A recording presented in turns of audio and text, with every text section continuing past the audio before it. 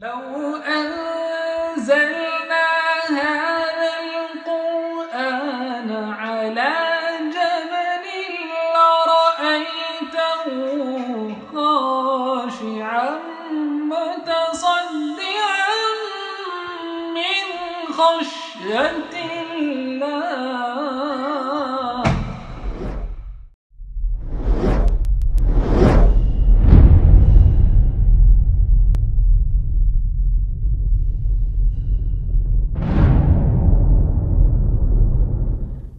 الله. الحمدللہ رب العالمین والصلاة والسلام علی رسولہ الکریم وعلی آلہ واصحابہ اجمعین. اما بعد، اعوذ باللہ من الشیطان الرجیم. بسم اللہ الرحمن الرحیم. وَلَقَدْ يَسَّرْنَا الْقُرْآنَ لِلذِّكْرِ فَهَلْ مِن مُدَّكِرٍ. بسم اللہ الرحمن الرحیم. رب اشرح لی صدری ویسر لی امری واحلل عقدۃ من لسانی یفقہوا قولی. میرے عزیز سامعات، درس قرآن مجید میں آپ سبھی کا تہہ دل سے خیر مقدم ہے. السلام علیکم ورحمۃ اللہ وبرکاتہ. اللہ رب العزت کی ذات بابرکات سے امید ہے کہ آپ سب بخیر عافیت ہوں گی. الحمدللہ. تو درس قرآن مجید میں آج میرے ساتھ کون سی سورہ؟ سورہ سجدہ. بالکل صحیح. لاسٹ ٹائم ہم لوگوں نے سورہ لقمان مکمل کر لیا ہے الحمدللہ، اور آج ہم لوگ سورہ سجدہ سورہ نمبر 32 سٹارٹ کریں گے. تو سورہ السجدہ جو مصحف میں 32 نمبر کی سورہ ہے، ایک چھوٹی سورہ ہے اور صرف 2 رکوعوں پر مشتمل ہے. 30 آیات ہیں اس میں. جہاں تک اس کے نام کا تعلق ہے تو آیت نمبر 15 میں سجدے کے متعلق بات جو آئی ہے، یعنی سجدہ تلاوت جو آیا ہے، اس کے نسبت سے اس کا نام ہے سورہ سجدہ. اور موضوع اور مباحث، چونکہ یہ مکی سورہ ہے اور مکہ کے ابتدائی زمانے میں نازل ہوئی سورہ معلوم ہوتی ہے، اور اگر اس کو مکہ کے درمیانی دور میں نازل شدہ مانا جائے تو درمیانی دور کے ابتدائی وقت میں کہنا چاہیے کہ نازل ہوئی، کیونکہ جو اس کے اندر ڈسکشنز ہیں اس سے پتہ چلتا ہے کہ ابھی مشرکین مکہ کی طرف سے مخالفت تو ابھی زور نہیں پکڑی تھی. یہ اس کا جو مباحث ہیں اس انداز کے ہیں. یعنی اگر مکہ کے دور متوسط میں نازل ہوئی ہے تو دور متوسط کے بھی شروع کے ٹائم میں. اور اس سورہ کی کچھ خصوصیات بھی پتہ چلتی ہیں نبی صلی اللہ علیہ وسلم کے عمل سے، کہ آپ صلی اللہ علیہ وسلم نماز فجر میں پہلی رکعت میں سورہ سجدہ اور دوسری رکعت میں سورہ الدہر پڑھا کرتے تھے. اتنا ہی نہیں، آپ صلی اللہ علیہ وسلم کا یہ بھی معمول تھا کہ رات میں سونے سے پہلے سورہ ملک تو سب کو پتہ ہی ہوگی کہ نبی صلی اللہ علیہ وسلم تلاوت کرتے تھے، لیکن سورہ سجدہ بھی تلاوت کرتے تھے. تو آپ صلی اللہ علیہ وسلم کا تعلق جس سورہ سے کچھ زیادہ ہی ہوتا تو آپ اس کو اکثر و بیشتر نمازوں میں بھی پڑھا کرتے تھے. تو سورہ سجدہ نبی صلی اللہ علیہ وسلم بہت تلاوت کیا کرتے تھے. اور اس کا جو مضمون ہے وہ چونکہ مکی سورہ ہے اس لیے وہی ایمانیات ثلاثہ ہے، توحید، آخرت اور رسالت کے دلائل دیے گئے ہیں، اور جو مشرکین کی طرف سے اعتراضات تھے ان کا جواب ہے، لیکن وہ اعتراض اتنی شدت کے معلوم نہیں ہوتے جو مکہ کے لیٹر ٹائم میں جو شدت تھی وہ شدت نہیں ہے، لیکن جو اعتراضات تھے ان کا جواب دیا گیا اس سورہ میں. بس اتنی تمہید کے بعد اب ہم لوگ باقاعدہ شروع کرتے ہیں. اعوذ باللہ من الشیطان الرجیم. بسم اللہ الرحمن الرحیم. الف لام میم. تنزیل الکتاب لا ریب فیہ من رب العالمین. الف لام میم. اس کتاب کا اتارا جانا اس میں کوئی شک نہیں، تمام جہانوں کے پروردگار کی طرف سے ہے. سورہ حروف مقطعات سے شروع ہو رہی ہے، الف لام میم، اور حروف مقطعات کے متعلق گاہے بگاہے آپ کو بتاتے رہتے ہیں. اور دوسری آیت ہے کہ اس کتاب کا اتارا جانا جس میں کوئی شک نہیں ہے اللہ رب العالمین کی طرف سے ہے. آپ نے اگر غور کیا ہے تو ٹھیک، نہیں تو اب کریں کہ حروف مقطعات جس صورتوں میں آئے ہیں زیادہ تر اس میں اگلی آیت یا اسی آیت کا اگلا حصہ کتاب کے متعلق ہے زیادہ تر. اور میری تحقیق کے متعلق یہ بھی ہے کہ کچھ صورتوں میں جہاں پر ایک دم اگلا ہی پورشن کتاب کی بات جہاں پہ نہیں بھی ہوئی ہے تو بھی اس سورہ میں قرآن یا کتاب ورڈ بہت ریپیٹ ہوا ہے، یا تو اس کا مرکزی مضمون کتاب رہا ہے. ٹھیک ہے، تو یہ ایک ریلیونس ہے حروف مقطعات اور کتاب اللہ قرآن مجید کے اوپر جو کہ غور کرنے سے سامنے آتا ہے.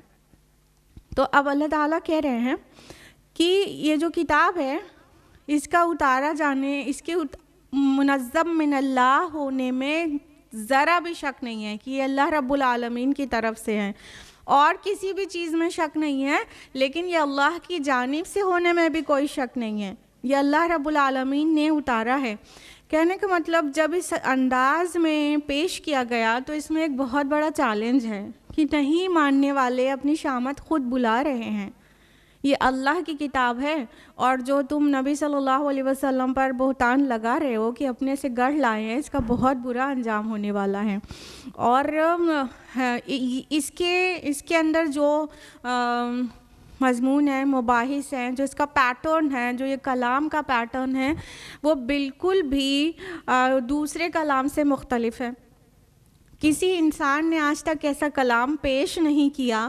اور جس وقت یہ کتاب نازل ہوئی ہے نبی صلی اللہ علیہ وسلم پر، اس وقت بڑے بڑے شعراء عرب میں تھے، بڑے بڑے بہت خطباء تھے، اور ایک سے ایک دانشور تھے جو لغت کے ماہر ہوتے تھے، عربی لغت کے، لیکن وہ اس سے عاجز ہیں اور ان کے کلام اور اس کلام میں بہت زیادہ فرق ہے.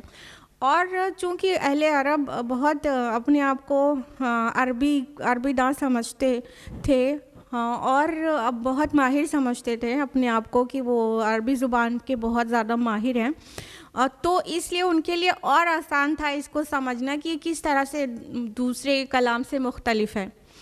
اتنا ہی نہیں، یہ کتاب کا پیٹرن جو کلام کا ہے وہ نبی صلی اللہ علیہ وسلم کی اسپیچ سے بھی بالکل مختلف ہے.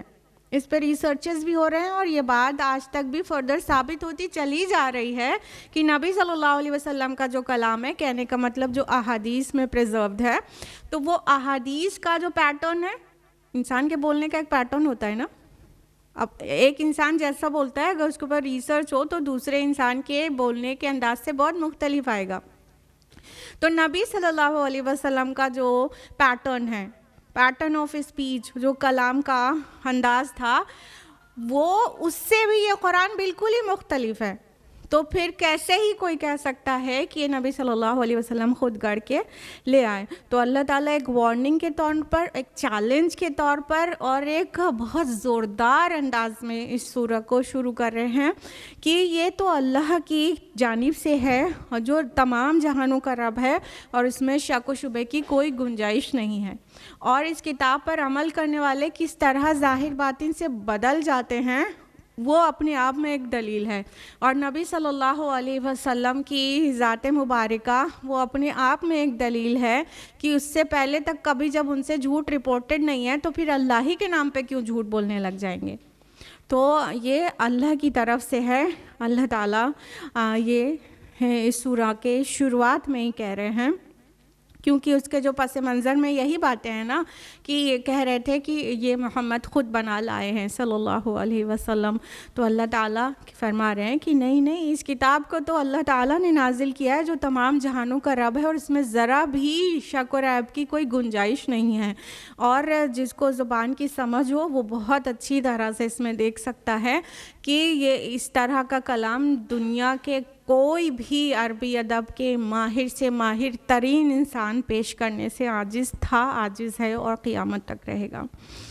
ام یقولون افطرا، کیا یہ کہتے ہیں کہ اسے محمد صلی اللہ علیہ وسلم نے خود گڑھ لیا ہے؟ بل هو الحق من ربک لتنذر قوما ما آتاهم من نذیر من قبلک لعلهم يهتدون، نہیں بلکہ یہ حق ہے آپ کے رب کی طرف سے تاکہ آپ خبردار کریں اس قوم کو جس کے پاس آپ سے پہلے کوئی خبردار کرنے والا نہیں آیا، شاید کہ وہ ہدایت پائیں۔ اب اللہ سبحانہ تعالیٰ اس بات کا جواب دے رہے ہیں کہ یہ کہتے ہیں کہ آپ نے گڑھ لیا اس کو، ارے یہ کسی انسان کا کلام ہو ہی نہیں سکتا، بلکہ آپ کی طرف سے حق کے ساتھ نازل ہوا ہے، اور اللہ تعالیٰ اس کے نزول کا مقصد بتا رہے ہیں تاکہ آپ اس قوم کو خبردار کر دیں جس کے درمیان میں عرصہ دراز سے کوئی نبی، کوئی پیغام پہنچانے والا، کوئی وارنر آیا ہی نہیں۔ چونکہ یہ قرآن مجید نبی صلی اللہ علیہ وسلم پر نازل ہوا، اور اس سے پہلے اہل عرب نے اسماعیل علیہ السلام، ابراہیم علیہ السلام، اور اس کے بعد شعیب علیہ السلام گرد و پیش میں وہ نبی رسول آئے ہیں ان کے اراؤنڈ، لیکن بہت عرصے سے ان کے درمیان میں، اسی شہر میں، اسی خطۂ ارضی میں بہت عرصے سے کوئی نبی نہیں آئے تھے۔ یعنی اسماعیل علیہ السلام کے بعد مکہ میں تو نبی صلی اللہ علیہ وسلم اتنے عرصے کے بعد ایک نبی آ رہے ہیں، اور اراؤنڈ جو مکہ اراؤنڈ، ان کے اراؤنڈ گرد و پیش میں اور نبی آئے تھے، تو وہ ان کو بھی کافی عرصہ ہو گیا۔ تو اب ہو سکتا ہے کسی کے ذہن میں یہ سوال آتا ہو کہ جب نبی نہیں آئے بہت دن سے، تو ہدایت کی راہ کون دکھاتا ہوگا ان دنوں میں، پھر ان کا حساب و کتاب کیسے ہوگا؟ یہ لامحالہ دماغ میں یہ سوال آ ہی جاتا ہے۔ تو آپ کو پتہ ہونا چاہیے کہ توحید کی نہ صرف بہت ساری دلیلیں ہمیشہ تھی، ہمیشہ ہیں، بلکہ ان کے لٹریچر سے تک بھی پتہ چلتا ہے کہ کتنے ہی لوگ ایسے تھے جو موحد تھے اس دور میں بھی جب کوئی نبی نہیں آیا تھا، کیونکہ نبی کی تعلیمات بچ جاتی ہیں نا، نبی چلے جاتے ہیں تو اسی دن ان کی تعلیمات ختم تھوڑی ہو جاتی ہیں۔ وہ اہل عرب، اہل مکہ خصوصاً، تو اہل عرب اپنے آپ کو کس دین پر کہتے تھے؟ دین ابراہیمی پر کہتے تھے، دین ابراہیمی پر کہتے تھے، تو ان کی تعلیمات میں بہت ساری چیزیں خراب ہوئی تھیں، لیکن توحید کی تعلیم ابھی بھی بچی تھی۔ آپ دیکھیے کتنے ہی اور شعراء اور خطباء تھے، جیسے قص بن ساعدہ الیادی، وہ ایک خطیب تھا اور وہ موحد تھا، اور زہیر بن ابی سلمہ یہ ایک بہت بڑے شاعر تھے، اور یہ اس میں سے جن کے پوئٹری کو کعبہ میں لٹکایا جاتا ان میں سے ایک تھا، اور وہ بھی موحد تھے۔ ان کے لٹریچر کو، ان کی پوئٹری کو دیکھیے تو ان کے اخلاق کا پتہ چلتا ہے۔ تو کتنے ہی لوگ وہاں پر ایسے تھے جو موحد تھے، وہ ایک اللہ کو پہچانتے تھے، اور ان کے پاس شریعت ایک دم پیور فارم میں نہیں تھی، لیکن عیسیٰ علیہ السلام کی جو شریعت تھی وہ ان کے درمیان تھی۔ عیسائی اور یہودی وہ بھی ان کے گرد و پیش تھے۔ بہرحال کہنے کا مطلب یہ ہے کہ جب کسی سرزمین پر نبی نہیں بھی رہتا عرصہ دراز تک، تب بھی توحید وہاں باقی رہتی ہے، اور اللہ تعالیٰ اس توحید کی بنیاد پہ ان کو جج کرے گا۔ شریعت کا کیا رہے گا وہ ہمارا اور آپ کا مسئلہ نہیں ہے، اور حالانکہ مسئلہ تو یہ بھی نہیں ہے کہ ان کا حساب کیسے ہوگا، ہمارا مسئلہ تو یہ ہے کہ ہمارا کیا ہوگا، ٹھیک ہے۔ لیکن ایک ذہن میں سوال آتا ہے، اس کا سیدھا جواب یہ ہے کہ توحید باقی رہتی ہے۔ تو اللہ تعالیٰ جب تک چاہتے ہیں کہ اس توحید سے حساب لیں گے تو تب تک اس سے ہوتا ہے، اور جب اللہ تعالیٰ چاہتے ہیں کہ اب وہاں پہ ایک رسول آ جانا چاہیے تو اس طرح رسول آ گئے، اور جب آخری رسول آ گئے تو ان کی جو تعلیمات ہے جو پریزروڈ ہے اور آخری کتاب پریزروڈ ہے، تو اب فردر کسی نبی اور رسول کی ضرورت باقی نہیں ہے، کیونکہ یہ قرآن مجید ہو بہو وہی جیسا نازل ہوا تھا آج تک ہے، قیامت تک رہے گا. تو کسی نبی کی اب کوئی ایسی ضرورت باقی نہیں رہی کیونکہ آخری نبی آ چکے ہیں.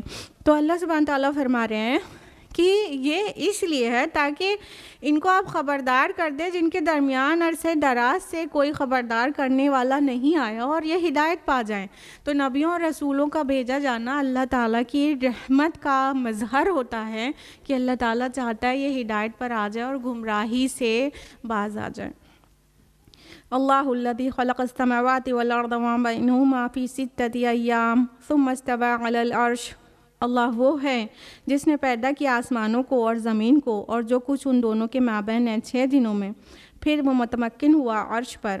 ما لکم من دونہ من ولی ولا شفیع، اور نہیں ہے تمہارے لیے اس کے مقابلے میں کوئی حمایتی اور نہ کوئی سفارش کرنے والا.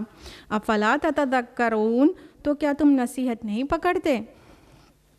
اب اللہ سبحانہ و تعالیٰ اپنی ہستی کی طرف انسان کی توجہ مبذول کر رہا ہے. تم کس اللہ کے ساتھ شرک کرتے ہو؟ تم اللہ کو چھوڑ کر کہاں پھرے جا رہے ہو؟ تم کو جس طرح محمد رسول اللہ صلی اللہ علیہ وسلم بلا رہے ہیں وہ ذات کون ہے؟ وہ جس نے پیدا کیا زمین اور آسمان کو. خالق ہے وہ آسمانوں کا اور زمین کا. اور جہاں پر قرآن حکیم میں زمین اور آسمان ایک ساتھ ذکر ہو اس سے مطلب پورا انٹائر یونیورس ہوتا ہے. پورے یونیورس کا خالق ہے وہ. یونیورس کا جو واسٹنس ہے اور جو اس کی وسعت ہے وہ آج ہم ایسٹرونومی ایڈوانس ہونے کی وجہ سے کافی بہتر طریقے سے جان سکتے ہیں پہلے کے مقابلے. لہٰذا اب تو ہمارے لیے ایمان رکھنا اور پختہ ایمان رکھنا اور آسان ہے.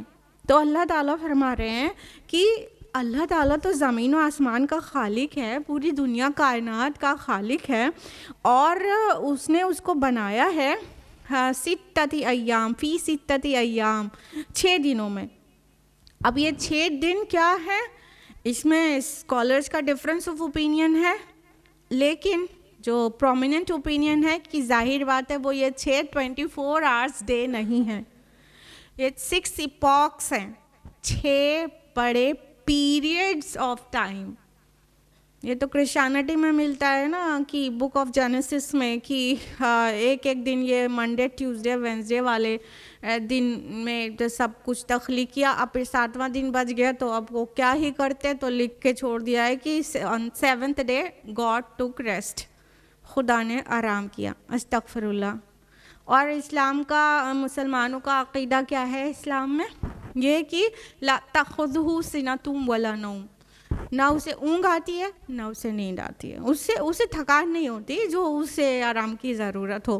تو بہرحال یہ 6 دن جو اللہ نے بیان کیے اس سے 6 پیریڈز، ایک بڑے پیریڈز آف ٹائم مراد ہیں کہ 6 ایام میں 6 زمانوں میں اللہ تعالیٰ نے زمین اور آسمان کو پیدا کیا ہے.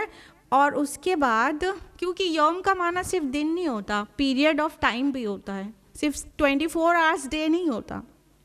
اور یہ جو 24 آورس ڈے ہم دن کو تو صرف 24 آورس کا سمجھتے ہیں، وہ کیا ہے؟ یہ ارتھ کا ایک دن 24 آورس کا ہوتا ہے نا. جب ایک دن ہوتا ہے تو کیا ہوتا ہے؟ ارتھ اپنی ایکسس پر پورا ایک چکر گھوم جاتی ہے 24 گھنٹے میں، پورا ایک چکر گھوم جاتی ہے، جہاں سے تھی وہیں پہ واپس آ جاتی ہے. تو ایک دن اس کو ہم کہتے ہیں نا. تو سارے پلینٹس کا دن تو الگ الگ ہوتا ہے. ارتھ اگر 24 گھنٹے میں پورا گھوم رہی ہے تو دوسرے پلینٹ ایک سال میں گھوم رہے ہیں. بات سمجھ رہے ہیں؟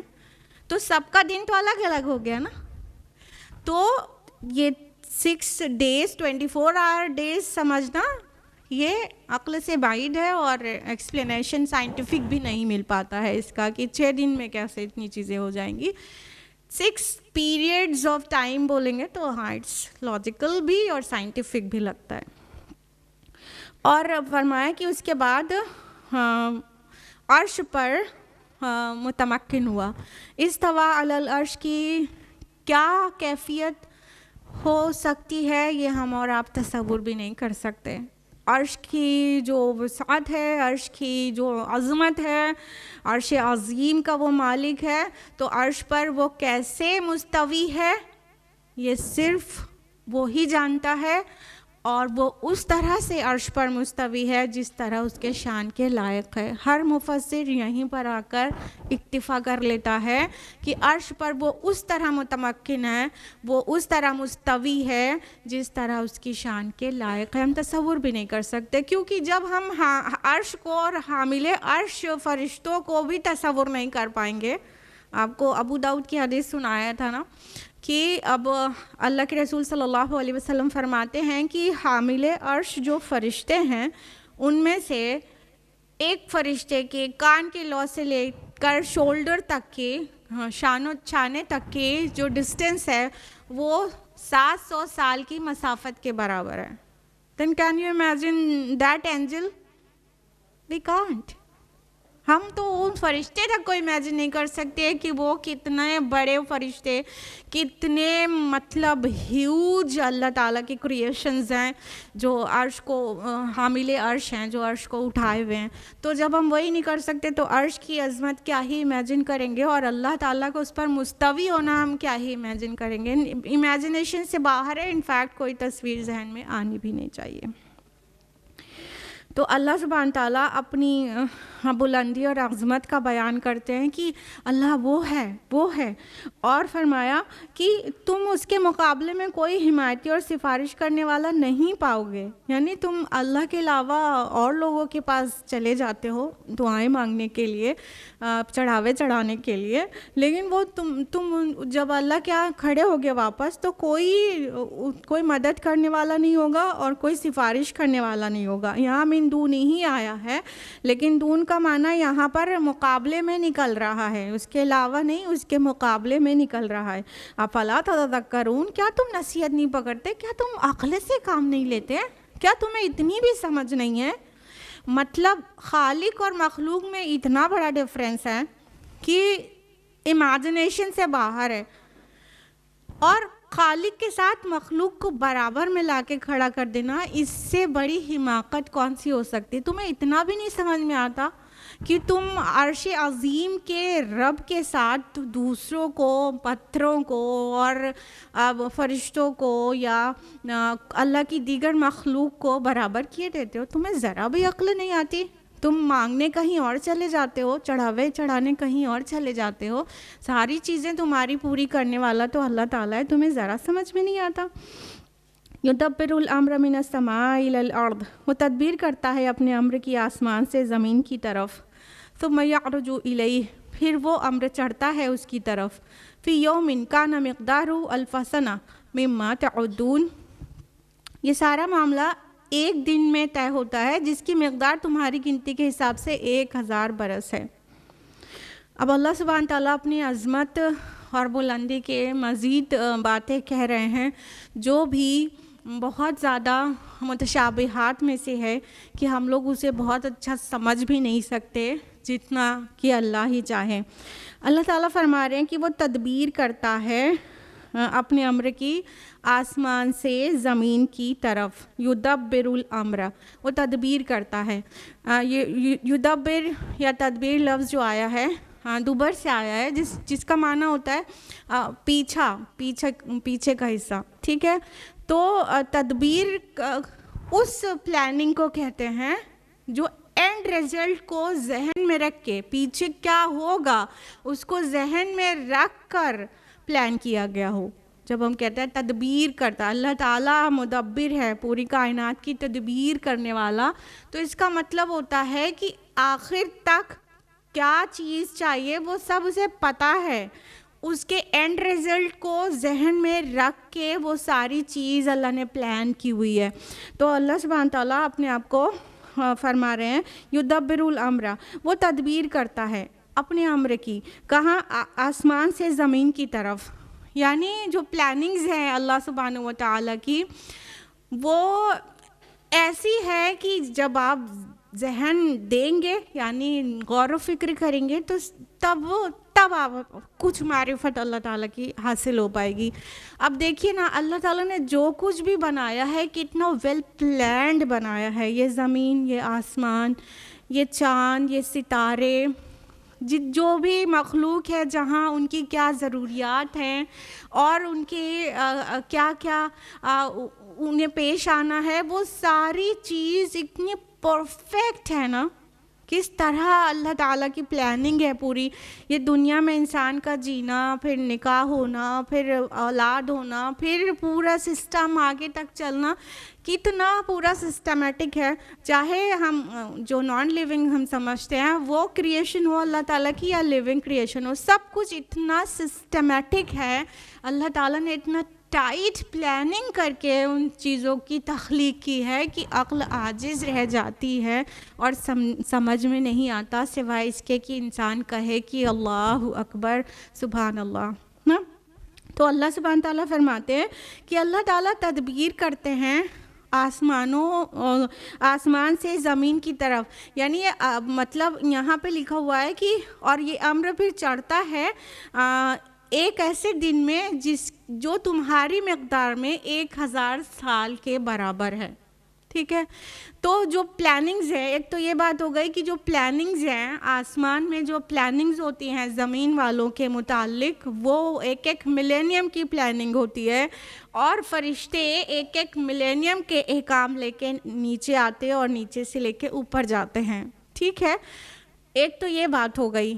دوسری بات, ہاں یہ ان کانٹیکسٹ اس طرح سے بھی اس کو سمجھ سکتے ہیں کہ جو دیگر مقامات ہیں قرآن کے جو اس طرح کی بات کرتے ہیں, جیسا کہ سورہ حج سورہ نمبر 22 آیت نمبر 47 میں یہی بات کی گئی ہے کہ یقیناً ایک دن آپ کے رب کے نزدیک 1000 برس ہے تمہاری گنتی میں, یہ وہاں پہ کہا گیا ہے. اور سورہ معارج سورہ نمبر 70 آیت نمبر 4 میں ایسے دن کا مینشننگ ہے جو تمہاری گنتی میں 50,000 سال ہے, یہ مینشن کیا گیا ہے سورہ معارج میں.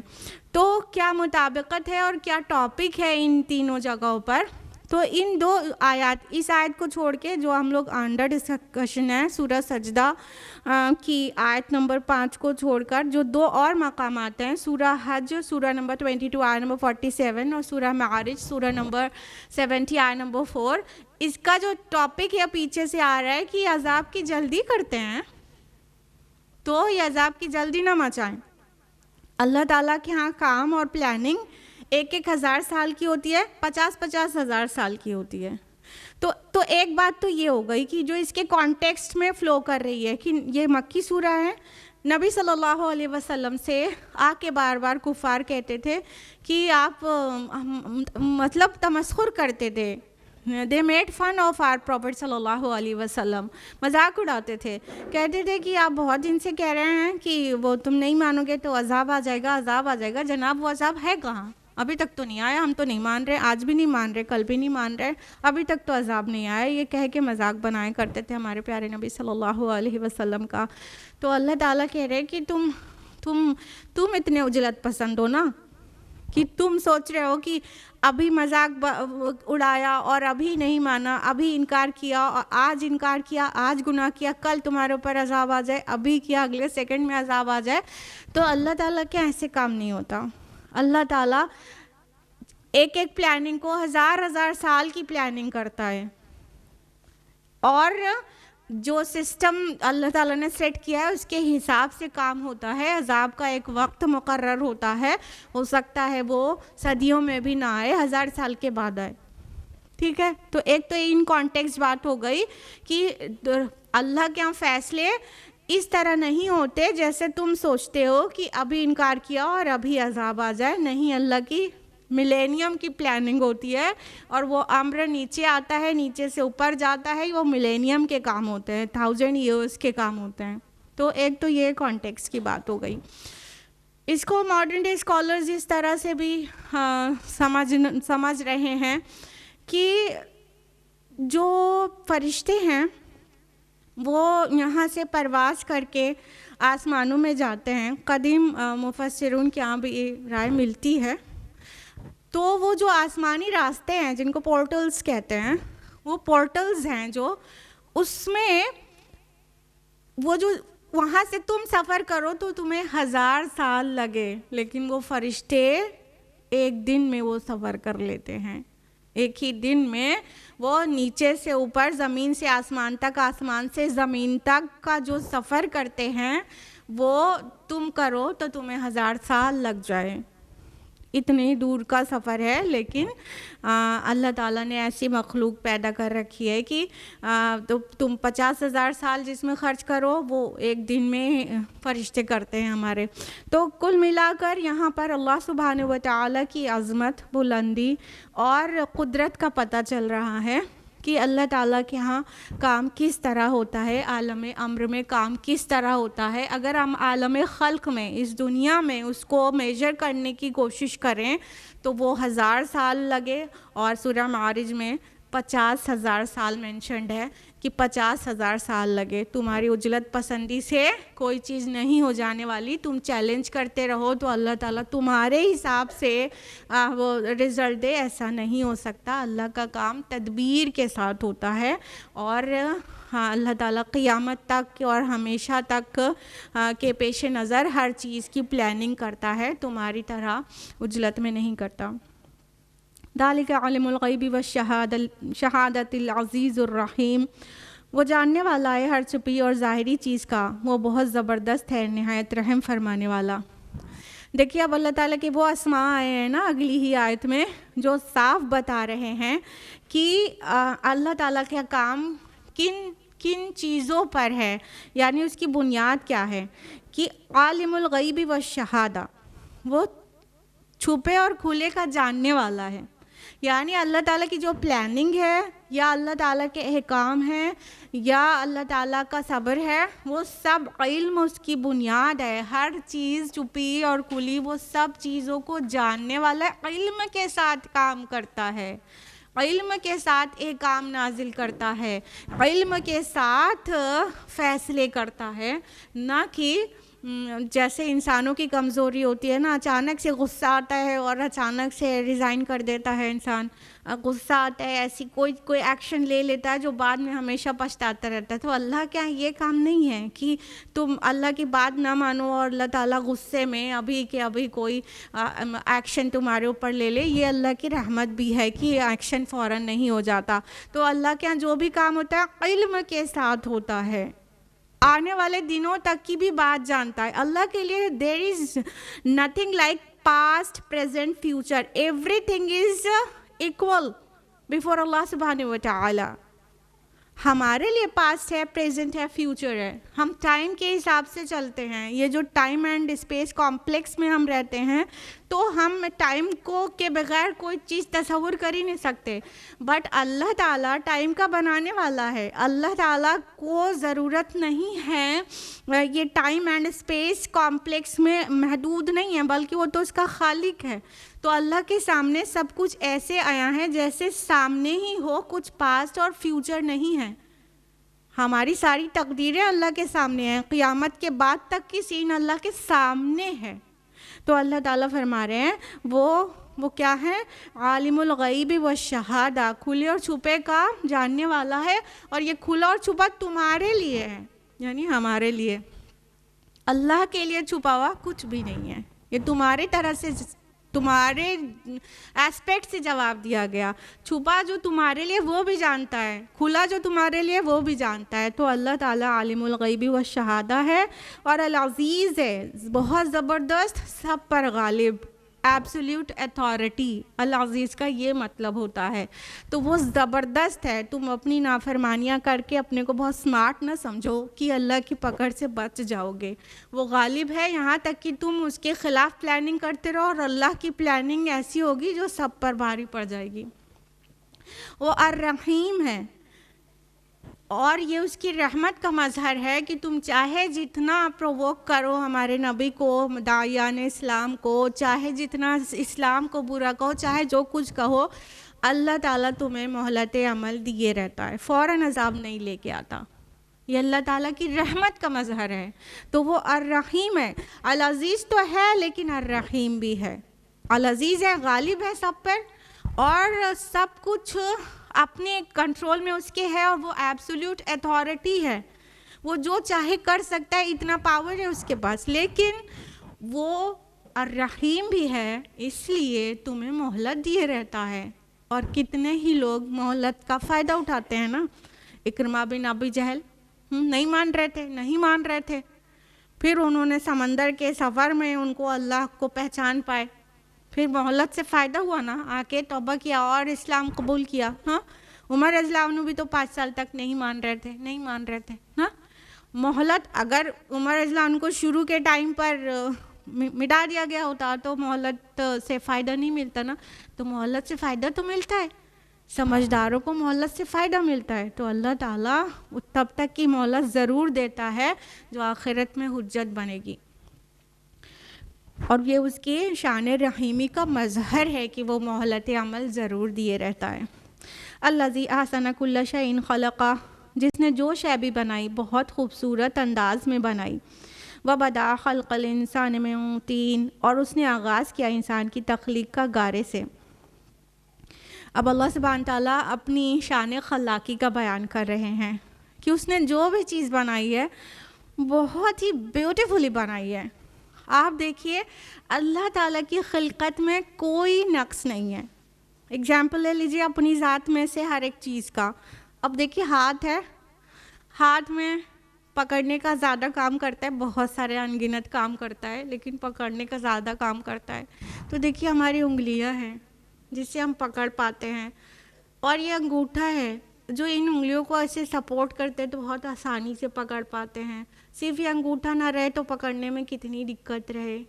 اور یہ ہاتھ میں اتنے جوائنٹس نہ رہیں تو ہم کیسے ہی ہر ایک چیز کو اچھی طرح سے پکڑ سکے. ایک اسٹریٹ ایسے لکڑی جیسا امیجن کر کے دیکھیے. تو یہ ہاتھ ہے. آنکھیں ہیں جس طرح فنکشن کرتی ہیں، حیران کرنے والی چیز ہے. پیر جس طرح ہمارے ورک کرتے ہیں، بالکل موضوع جس کام کے لیے بہت بیوٹیفلی فیشنڈ. ہمارے کان ہیں، ENT سے پوچھئے کہ کتنے کمپلیکیٹڈ اندر اس کا اسٹرکچر ہے. ہمارا ہارٹ ہے، ہماری کڈنی ہے، ہمارا پورا وجود جس کام کے لیے جو چیز بنی ہے وہ کتنی بیوٹیفلی بنی ہے. یہ ہمارے دماغ کا نقص ہے کہ ہم بیوٹی کو اسکن کے کمپلیکشن سے ناپتے پھرتے ہیں. یہ ہماری بے وقوفی ہے. دیکھیے اللہ نے ہر چیز بیوٹیفلی بنائی ہے. ہاں، تو یہ تو ہمارے وجود کے اندر کی بیوٹی ہو گئی. آپ کسی بھی اللہ کی تخلیق کو دیکھ لیجئے. آپ کیمل کو دیکھیے تو وہ ڈیزرٹ میں چلنے کے لیے اسے موضوع بنایا گیا ہے. ایڈیپٹیشن چیپٹر میں سائنس میں پڑھایا جاتا ہے نا، بایولوجی میں. اور آپ پرندوں کو دیکھ لیجئے، ان کو اڑنا ہے تو ان کے پنکھ ہیں، ان کی ہڈیاں ہلکی ہیں. کہنے کا مطلب ہر ایک چیز جس طرح سے کام کرنے والی ہے اس طرح سوٹیبل اس کی بناوٹ ہے. سورج کو دیکھ لیجئے، چاند کو دیکھ لیجئے، پوری زمین کو دیکھ لیجئے، ہوا کو، پہاڑوں کو، ہر ایک چیز جس کام کے لیے ہے اس کے لیے پرفیکٹ بنی ہے. پرفیکٹ.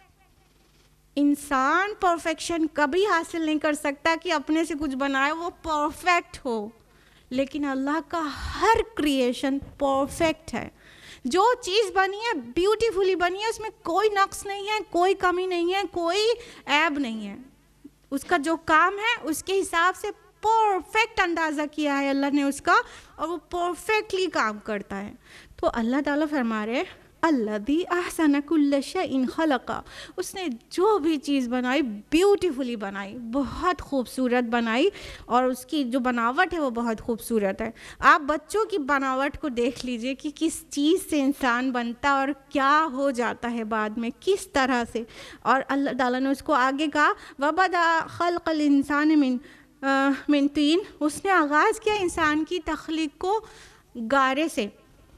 ہے پوری دنیا کائنات میں کوئی جو مٹی کا جوہر لے کر اس میں پانی ڈال کر گارا بنا کے سان کے اس کو کوئی شیپ دے اور پھر وہ انسانوں جیسا انٹیلیجنٹ اور قوت گویائی والا ایسا کچھ بن جائے؟ ہے کوئی؟ تو اللہ سبحانہ تعالیٰ کہہ رہے ہیں کہ انسان کی تخلیق شروع کی، یہ آدم علیہ السلام کی خلقت کی طرف اشارہ ہے کہ جو بگن کی جو ہیومن ریس کو جو بگن کیا تو فرسٹ ہیومن آدم علیہ السلام کو اللہ تعالیٰ نے گارے سے بنائے نا. 3 مینس گارا ہوتا ہے, مٹی میں پانی ڈال دو تو وہی گارا ہے, وہ سان کے اس سے بنایا اللہ تعالیٰ نے. تو غور کرو, اللہ کو پہچانو, اللہ کو پہچانو. کہاں پھرے جاتے ہو؟ اپنے رب سے اپنا تعلق استوار کرو. ثم جعل نسلہ من سلالۃ من ماء مہین, پھر اس کی نسل چلائی ایک بے قدر پانی کے خلاصے سے. ثم سواہ, پھر اس کی نوک پلک درست کی. ونفخ فیہ من روحہ, اور پھونکا اس میں اپنی روح میں سے. وجعل لکم السمع والابصار والافئدہ, اور اس نے بنائے تمہارے لیے کان, آنکھیں اور دل. قلیلا ما تشکرون, بہت ہی کم ہے جو شکر تم کرتے ہو. اب اللہ سبحانہ تعالیٰ فرما رہے ہیں کہ تم کو مٹی سے پیدا کیا سب سے پہلی بار, پھر اتنا سسٹمیٹک چیز چلا دی کہ وہ مٹی سے پہلی بار پیدا کر دیا, پھر آدم علیہ السلام کو جب بنا دیا تو اس سے تسلسل کیسے تمہارا قائم کیا, اس سے نسل کیسے چلا دی, ایک حقیر پانی سے. Everybody is aware of it کہ کس طرح نسل چلتی ہے. اور حقیر پانی اس لیے بھی کہیں گے کیونکہ ایک تو انسان ناپسند کرتا ہے, دوسرا جو اسپرمز ہیں وہ ایک ڈراپ آف سیمن میں ملینس آف اسپرمز ہوتے ہیں, لیکن ضرورت صرف ایک کی ہوتی ہے. تو ایک اپنے آپ میں کتنا ہی حقیر ہے, کتنی small quantity, microscopic, we can not see this without microscope, اتنا چھوٹا اتنا چھوٹا اتنا چھوٹا. تو اللہ تعالیٰ فرما رہے کہ یہ کبھی غور تو کرو, مٹی سے بنایا اور اس میں جب اپنی روح پھونکی, ناک پلک سوار دیا, فرمایا ثم سواہ, پھر اس کی جو نوک پلک سوار دیا اور پھر اپنی روح میں سے پھونک دیا. تو تم کیسے آنکھوں سے دیکھنے والے, کانوں سے سننے والے, عقل سے کام لینے والے, ذہانت کی باتیں کرنے والے بن گئے, اور اس کے اوپر مزید بڑھا لیں تو اللہ کا انکار کرنے والے بن گئے. اتنی بڑے لاجیکل اور اتنے بڑے تم عقل مند ہو گئے کہ اب خالق کا ہی انکار کر دو. تو تمہیں جو عقلیں دی ہیں وہ مٹی سے بنایا ہے, اور تمہارا تسلسل جو ایک سے دوسری جنریشن بن کے گیا ہے وہ ایک حقیر پانی کے نطفے سے گیا ہے, وہ ایک ڈراپ آف اسپرم سے ہوا ہے جو مائکروسکوپک تھا, جو تمہیں نظر بھی نہیں آ رہا تھا, اور تم ایسے جیتے جاگتے اتنے سمجھ رکھنے والے انسان بن گئے ہو. اور تمہاری ساری سمجھ کس وجہ سے ہے؟ وَنَفَخَ فِيهِ مِن رُوحِهِ, جب اللہ نے اپنی روح کو تمہارے اندر پھونکا ہے.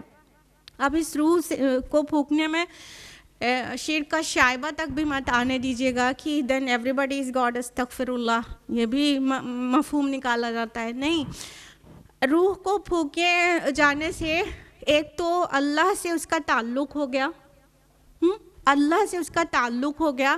جس طرح کوئی چیز کسی اونر سے بلانگ کرتی ہے تو کہا جاتا ہے نا اس کی ہے, تو ہم اللہ کے ہو گئے. اس کی روح پھونکے جانے سے ہم اللہ کے ہو گئے, ہم اللہ کی مخلوق, ہم اللہ کے بندے, وہ ہمارا خالق اور ہمارا رب. ایک تو روح پھونکنے سے یہ تعلق قائم ہو گیا. دوسرا, اس روح سے ہم میں اس صفات کے جو اللہ تعالیٰ کی ہے, اس صفات کے ایک پرتو آ گیا. انسان یہ کہہ سکتا ہے اللہ کے علم کے مقابلے ہمارا علم زیرو ہے, کچھ بھی نہیں ہے, لیکن انسان کو بھی اللہ نے علم دیا نا. اللہ سننے والا ہے, انسان کو بھی سننے والا بنایا نا. اللہ دیکھتا ہے, انسان کو بھی دیکھنے کی طاقت دی نا. اللہ فیصلے کرتا ہے, انسان کو بھی قوت فیصلہ دیا نا. ٹھیک ہے, اب یہ الگ بات ہے کہ اللہ کے علم, حکمت, قوت فیصلہ, سماعت, بصارت, اس کے سامنے ہماری یہ چیزیں زیرو ہیں. اتنا ڈفرینس ہے کہ زیرو ہیں, کیونکہ اس کا ذاتی ہمارا عطا ہی ہے. ہم اللہ کے عطا کرنے سے دیکھنے والے ہیں, سننے والے ہیں, بولنے والے ہیں, عقل کا استعمال کرنے والے ہیں, اور اللہ کی یہ ساری چیزیں اس کی اپنی ذاتی ہے, ذاتی ہے، عطائی نہیں ہے، قدیم ہے، حادث ہے. اور ہماری عطائی اللہ کے دیے جانے سے ہم دیکھ رہے ہیں بصارت، اللہ کے عطا کرنے سے ہم سن رہے ہیں، اللہ کے علم عطا کرنے سے ہمیں علم ہے، ہمارا ذاتی نہیں ہے. اتنا بڑا ڈفرینس ہے. تو یہ کیسے ہو پایا؟ یہ اللہ تعالیٰ نے اپنی روح پھونکی ہے تو اس کا ایک شیڈو، وہ خوبیاں ہم ایک بہت لمٹ میں وہ ہمارے اندر آئی ہیں.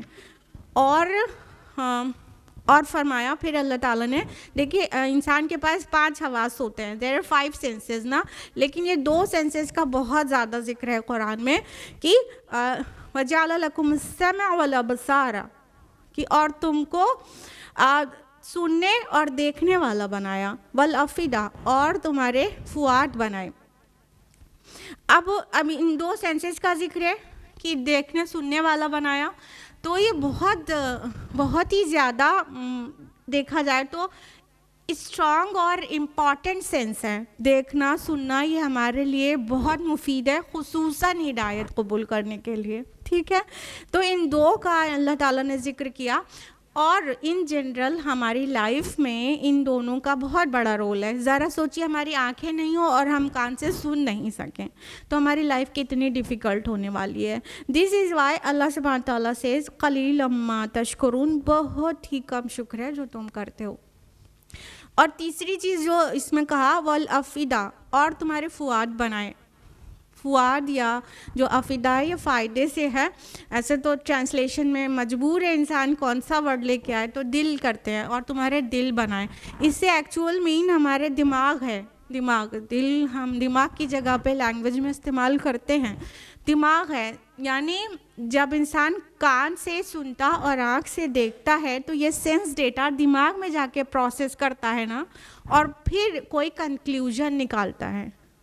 تو یہ آنکھوں سے دیکھنا، کانوں سے سننا اور دماغ سے جو کنکلیوژن نکالنے کی کیپیبلٹی ہے، یہ فؤاد ہے، یہ دل ہے. یہ والافئدہ اس کو قرآن نے کئی جگہوں پہ ریپیٹ کیا ہے کہ تم کو سننے والا دیکھنے والا بنایا، اور تمہیں فؤاد دیا، تمہیں دماغ دیا، تمہیں کنکلیوژن نکالنے کے لیے کیپیبل بنایا، عقل دی. قلیلا ما تشکرون، بہت ہی کم شکر کرتے ہو. یعنی اگر ہم ساری زندگی سجدے میں، شکر کے سجدے میں گزار دیں تب بھی اللہ تعالیٰ کی نعمتوں کے لیے پورا شکر مکمل نہیں ہو. بہت ہی کم شکر کرتے ہیں. ایک تو یہ بات ہو گئی کہ ہر انسان بہت کم شکر کرتا ہے، ایک تو یہ بات ہو گئی. دوسری یہ کہ شکر کرنے والے بہت ہی کم ہیں. باقی سب تو خالی شکوہ کرنے والے ہیں، یہ نہیں ملا، وہ نہیں ملا، گھر میں یہ پریشانی وہ پریشانی، بچپن سے یہ دیکھ رہے وہ دیکھ رہے.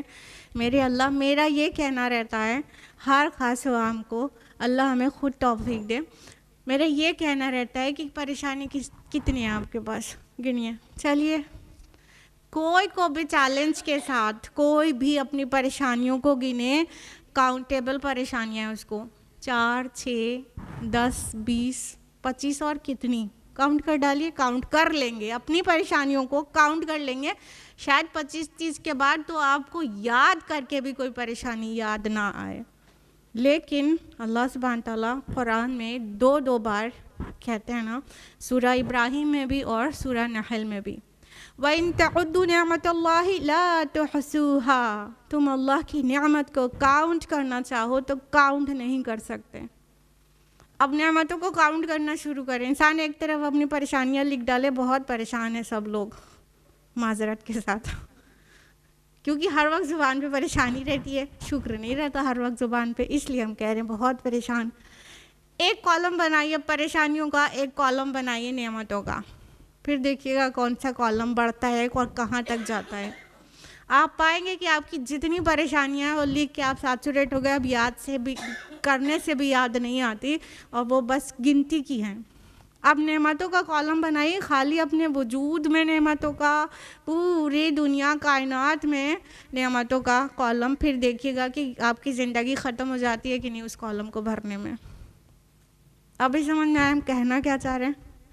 پریشانیاں بہت تھوڑی ہیں، نعمتیں بے شمار ہیں۔ اب بتائیے کہ کیا یہ مبالغہ ہے کہ ساری زندگی سجدے شکر میں گزار دیا جائے تب بھی شکر پورا نہیں ہو سکتا اللہ تعالیٰ کا؟ تو اللہ واسطے ہر وقت پریشانی گنانے کے بجائے ہر وقت شکر کیا کریں، کیونکہ اللہ تعالیٰ کہہ رہے قلیلا ما تشکرون، بہت ہی کم ہے شکر جو تم کرتے ہو، بہت ہی کم ہے، تمہیں تمہارے رب نے وہ نوازا ہے۔ وقالوا اذا ضللنا في الارض ائنا لفی خلق جدید، اور یہ کہتے ہیں کیا جب ہم زمین میں تحلیل ہو جائیں گے تو کیا پھر ایک نئی خلقت میں ڈھالے جائیں گے؟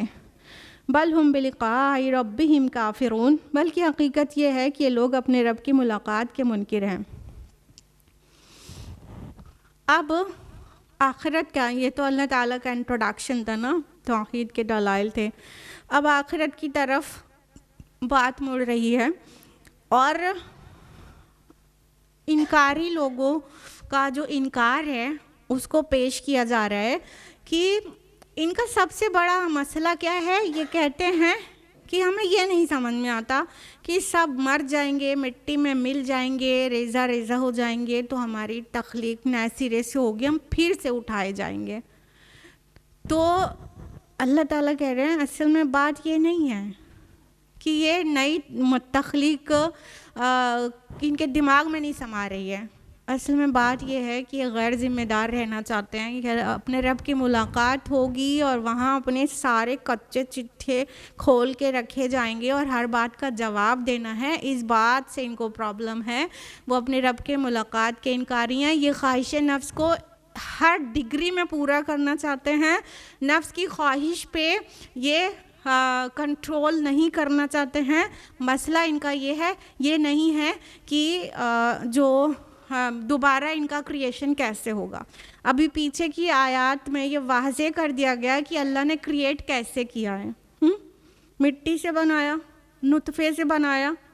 جو اللہ مٹی سے ایسا انٹیلیجنٹ انسان بنا دے، جو اللہ نطفے سے ڈراپ آف اسپرم سے ایک مائکروسکوپک اووم اسپرم سے ایک انسان پورا بنا دے اور اس کے تسلسل کا ایسا سسٹم رکھ دے کہ اب ریپروڈکشن سے تسلسل قیامت تک ہوتا رہے اور کبھی اسپیشیز ایگزاسٹ نہ ہو، کم از کم انسانوں کی، ایسا سسٹم پورا رکھ دے، تو اس کے لیے کیا مشکل ہے کہ یہ مر جائیں تو دوبارہ اللہ تعالیٰ انہیں بنا دے۔ اور غور کرنے کی بات یہ ہے کہ پچھلی آیت میں یہ بھی کہا گیا تھا کہ اللہ نے اپنی روح پھونکی ہے، تو یہ احمق اتنا سا بھی نہیں سمجھ رہے ہیں کہ ان کو جو بنایا گیا ہے وہ مٹی کے خلاصے سے بنایا گیا ہے، مٹی سے بنایا گیا ہے، تو مٹی والی چیز ان کی مٹی میں مل جائے گی، مٹی میں مل جائے گی، لیکن ان کی جو روح ہے وہ تھوڑی مٹی میں مل جائے گی، وہ پوری مسلم رہے گی، سارا کام اس کے اوپر ہوگا اس کے بعد۔ اور اللہ کے لیے بہت ہی آسان ہے کہ جب آؤٹ آف نتھنگ تم کو بنا دیا تھا تو دوبارہ تمہارے اجزائے جسم کو دوبارہ بنا دے، اٹس کوائٹ ایزی فار اللہ سبحانہ و تعالیٰ۔ دیکھو پہلے بھی تو تم کچھ نہیں تھے، اپنی عمر پہ 1 سال بڑھا لو، تم کیا تھے؟ 1 سال بڑھانے کے لیے کیوں کہہ رہے ہیں؟ کیونکہ مدرس ووم میں بھی انسان کچھ عرصہ گزارتا ہے، ٹھیک ہے؟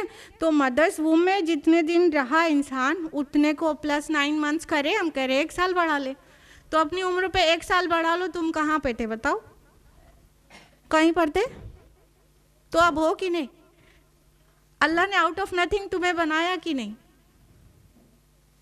تو جب اللہ تعالیٰ آؤٹ آف نتھنگ تمہیں کریٹ کر سکتا ہے تو وہ ریکریٹ کیوں نہیں کر سکتا؟ تمہارا ریزریکشن کیوں نہیں ہو سکتا؟ تمہاری عقلوں میں اتنی سی بات نہیں سماتی؟ اگلی آیت میں فرمایا قُلْ يَتَوَفَّاكُمْ مَلَكُ الْمَوْتِ الَّذِي وُكِّلَ بِكُمْ ثُمَّ إِلَىٰ رَبِّكُمْ تُرْجَعُونَ۔ اے نبی صلی اللہ علیہ وسلم آپ کہہ دیجئے کہ تمہیں قبض کر لے گا موت کا وہ فرشتہ جو تم پر مقرر کر دیا گیا ہے، پھر تم اپنے رب کی طرف لوٹا دیے جاؤ گے۔ اب دیکھیے پورا سین ایک دم صاف کر دیا گیا کہ تم کہہ رہے نا مٹی میں مل جائیں گے، ایٹمز ہمارے سوائل میں مل جائیں گے، سوائل سے پیڑ اگے گا، پھر اس میں چلے جائیں گے، پھر اس کو بکری کھا جائے گی، پھر وہ بکری کے پیٹ، بہت زیادہ آپ سائنٹیفک اور لاجیکل معلوم ہوتے ہیں، لیکن آپ یہ بھول گئے کہ آپ کا اصل وجود جسمانی وجود نہیں ہے، آپ کا اصل وجود روحانی وجود ہے. اور جو آپ انٹیلیجنٹ ہیں، جو دیکھنے اور سننے والے ہیں، وہ اللہ کے روح پھونکے جانے سے دیکھنے، سننے، سمجھنے والے بنے ہیں. اور جب آپ کی موت آئے گی اور آپ کے اوپر ایک پورا لشکر اپوائنٹڈ ہے آپ کی روح کو قبض کرنے کے لیے، وہ ساری احادیث موجود ہے، اس کو پڑھا جا سکتا ہے کہ کس طرح سے انسانوں کی روح قبض کرنے کے لیے پوری ٹیم آف اینجلز آتی ہے. ٹھیک ہے، ملک الموت پوری ٹیم کی شکل میں آتے ہیں. نیکوکاروں کی روح الگ طرح سے قبض کی جاتی ہے اور گناہ گاروں کی الگ طرح سے، وہ سب آپ کے علم میں ہے. تو وہ پوری ٹیم جب آئے گی نا فرشتوں کی، تو کیا کرے گی؟ تمہیں پورا قبض کر لے گی. تم کہیں مٹی میں نہیں ملو گے، تمہارا جو مٹی والا وجود ہے وہ مٹی میں ملے گا، تم تو سموچے لے لیے جاؤ گے. یتوفاکم، تمہیں قبض کر لے گا فرشتہ، کہیں نہیں جاؤ گے تم ہمارے کنٹرول میں ہو. ہمارے فرشتے کے ذریعے تمہیں پورا نکال لیں گے ہم اور کولڈ اسٹوریج میں ڈال دیں گے. پھر اس کے بعد جب قیامت کے دن جس چیز سے تمہیں پرابلم تھی کہ ہمارا حساب و کتاب ہوگا، اس بات سے ہمیں خوف ہے کہ ہم اپنی نفس کی خواہش پوری نہیں کر پائیں گے، ہمیں ذمہ دار ہو کے زندگی گزارنا پڑے گا. اسی چیز سے بھاگ رہے تھے نا، اپنے رب کی ملاقات سے بھاگ رہے تھے نا، پھر تمہیں اپنے رب کے سامنے ہی پیش ہونا ہوگا. کہاں جاؤ گے؟ کہاں جاؤ گے؟ تو فرمایا کہ نہیں، تم لوٹا دیے جاؤ گے اپنے رب کی طرف، تمہیں پورا قبض کر لیا جائے گا. جس وجہ سے یہ سماعت، بصارت اور عقل تمہیں ملی تھی، وہ روح تو کہیں ڈسٹرائے نہیں ہونے جا رہی ہے، وہ پوری نکال لی جائے گی. یہ جو تمہارا جسمانی وجود ہے خالی یہ ڈسٹرائے ہوگا، اور پھر اللہ تعالیٰ ایک اور جسم پیدا کر دیں گے اور اس روح کو پھر سے ملا دیں گے. جیسے مدرس ووم میں تمہاری باڈی بن رہی تھی، 4 مہینے میں فرشتہ آیا تھا روح کو لے کر، اور مدرس ووم میں باڈی کے ساتھ روح کو مرج کر دیا گیا تھا. یہ صحیح مسلم کی حدیث ہے، متفقن علیہ روایت ہے، بخاری اور مسلم دونوں کی ہے، کہ انسان، اللہ کے رسول نے فرمایا کہ انسان جب مدرس ووم میں جو اس کا کریشن ہوتا ہے وہ کیا ہوتا ہے؟ 40 دن علقہ، 40 دن مضغہ، 40 دن نطفے کی شکل میں رہتا ہے، پھر 40 دن مضغہ، پھر 40 دن علقہ، پھر مضغے کی شکل میں رہتا ہے. تو یہ 40 دن ہو گیا، تو یہ ہو گیا پورا 4 مہینہ. ٹھیک ہے، اس کے بعد ایک فرشتہ آتا ہے اور اس کی روح اس میں ڈال دیتا ہے. تو یہ 4 مہینے کے ٹائم پر جب مدرس ووم میں ایمبریو بڑا ہو رہا ہوتا ہے، 4 مہینے کے ٹائم پر روح کو جو بہت پہلے سے پیدا کی جا چکی تھی جسم کے ساتھ مرج کر دیا جاتا ہے، اور پھر فردر ڈیولپمنٹ کے بعد انسان دنیا میں آ جاتا ہے. تو جس طرح پہلے روح کو باڈی سے مرج کیا گیا تھا مدرس ووم میں، اسی طرح تمہاری موت کے وقت اس روح کو باڈی سے الگ کر دیا جائے گا. تمہارا ڈسٹرائے ہونے والا پارٹ صرف تمہارا جسمانی وجود ہوگا، روحانی وجود کو تو قبض کر لیا جائے گا. جیسے کوئی سرکاری آفیشلز وہ آتے ہیں اور ہتھ کڑی لگا کے لے جاتے ہیں، ویسے ہی تم کو ہمارا فرشتہ قبض کر لے گا اور تم اپنے رب کی طرف لوٹا دیے جاؤ گے. وَلَوْ تَرَىٰ إِذِ الْمُجْرِمُونَ نَاكِسُو رُءُوسِهِمْ عِنْدَ رَبِّهِمْ، اور کاش تم وہ منظر دیکھ سکو جب یہ مجرم کھڑے ہوں گے سر جھکائے ہوئے اپنے پروردگار کے سامنے. رَبَّنَا أَبْصَرْنَا وَسَمِعْنَا، اور کہہ رہے ہوں گے اے پروردگار اب ہم نے خوب دیکھ لیا اور خوب سن لیا. فَرْجِعْنَا نَعْمَلْ صَالِحًا إِنَّا مُوقِنُونَ، تو ایک بار پھر ہمیں واپس لوٹا دے، ہم نیک عمل کریں گے، اب ہمیں یقین آ گیا. اب دیکھیے، یہ ریگریٹ کے علاوہ کوئی بھی ٹائم نہیں رہے گا جب انسان کو اس وقت ہوش آئے گا. اللہ تعالیٰ کہہ رہے ہیں، آج اللہ تعالیٰ کی نعمت اور رحمت کو تصور کریں کہ یہ باتیں آپ کو ابھی زندگی میں پتہ چل رہی ہیں، آپ لوگ قبر میں نہیں ہیں، آپ لوگ اپنی کرسیوں پر ہیں اور آپ کو دنیا میں پتہ چل رہی ہے باتیں. اللہ تعالیٰ کہہ رہے ہیں کاش کہ تم وہ منظر دیکھ سکتے جب مجرم لوگ ایسے سر جھکائے ہوئے اپنے پروردگار کے سامنے کھڑے ہوں گے، کہیں گے اے پروردگار اب ہم نے خوب دیکھ لیا، خوب سن لیا، اللہ کا نبی جب دکھا رہا تھا اور سنا رہا تھا تو نہیں دیکھ رہے تھے، نہیں سن رہے تھے۔ قیامت کے دن جب سارے غیب کے پردے ہٹا لیے جائیں گے اور سب کچھ سامنے ہوگا، مجرموں کی طرح ہتھکڑی لگائے ہوئے، زنجیروں میں بندھے ہوئے جب پیش کیے جائیں گے اللہ کی عدالت میں، تو کہیں گے اب ہم نے سب دیکھ لیا، سب سن لیا، اور بہت اچھی طرح دیکھ لیا اور بہت اچھی طرح سن لیا۔ یعنی اللہ نے جو پہلے ذکر کیا کہ وَجَعَلَ لَكُمُ السَّمْعَ وَالْأَبْصَارَ وَالْأَفْئِدَةَ، تو جب ہم نے تمہیں دنیا میں بھی کان دیے تھے، آنکھیں دیے تھے، دل دماغ دیا تھا سمجھنے کے لیے، تب نہیں دیکھا تھا، تب نہیں سنا تھا، تب نہیں سمجھا تھا۔ اللہ کے نبی سمجھا رہے تھے، ان کی تعلیمات موجود تھیں، کتاب اللہ موجود تھی، داعیان اسلام سمجھا رہے تھے، تب نہیں دیکھا تھا، تب نہیں سنا تھا، تب نہیں سمجھ میں آ رہا تھا، تب جو ہے نفس پرستی سوجی ہوئی تھی۔ تو اب دیکھ لیا، اب سن لیا، اب سمجھ لیا، ہم یقین کرنے والے ہو گئے، آپ پلیز ایک بار ہمیں پھر سے جانے دے دیجیے۔ ایسے ایسے گڑ گڑائے گا انسان، اور وہ ریکویسٹ کا ٹائم نہیں ہوگا کہ ریکویسٹ گرانٹ ہو جائے، کیونکہ وہ پورا اللہ کے کریشن پلان کے خلاف ہوگا۔ اللہ تعالیٰ تو غیب پر ایمان چاہتا ہے۔ اگر اللہ کو یہی چاہیے ہوتا تو پھر اللہ تعالیٰ آگے فرماتے ہیں وَلَوْ شِئْنَا لَآتَيْنَا كُلَّ نَفْسٍ هُدَاهَا، اور اگر ہم چاہتے تو ہر جان کو اس کی ہدایت دے دیتے۔ وَلَكِنْ حَقَّ الْقَوْلُ مِنِّي لَأَمْلَأَنَّ جَهَنَّمَ مِنَ الْجِنَّةِ وَالنَّاسِ أَجْمَعِينَ، لیکن میری طرف سے یہ فیصلہ صادر ہو چکا ہے کہ میں جہنم کو جنوں اور آدمیوں سے بھر کر رہوں گا۔ یعنی اللہ کے لیے تو بالکل آسان تھا کہ تم سب کو ایک ہدایت پہ لا دیتا، پہلے ہی پردے غیب ہٹا دیتا، تم سب دیکھ ہی لیتے، تو کون بے وقوف تھا اس کے بعد بھی اللہ کی نافرمانی کرتا؟ کوئی بھی نہیں کرتا۔ But there will be no test. اگر سب پردے غیب کھول دیتے تو امتحان کس بات کا ہے؟ یہاں تو امتحان کے لیے آئے ہیں۔ جب پردے غیب، جب پیپر ریلیز نہیں ہوا ہے تبھی تو امتحان ہے، پیپر ہی پورا ریلیز بھی ہو جائے، رزلٹ بھی ریلیز ہو جائے تو کس بات کا ہے امتحان ہے؟ نتھنگ۔ تو یہاں پہ تو تم امتحان کے لیے آیا۔ اللہ کے لیے بہت آسان تھا کہ تم سب کو ہدایت پہ فورسفلی لا دیتا، یہ بھی اس کے لیے آسان تھا، لیکن یہاں فورس تو تھا ہی نہیں۔ یہاں پہ تو کیا تھا؟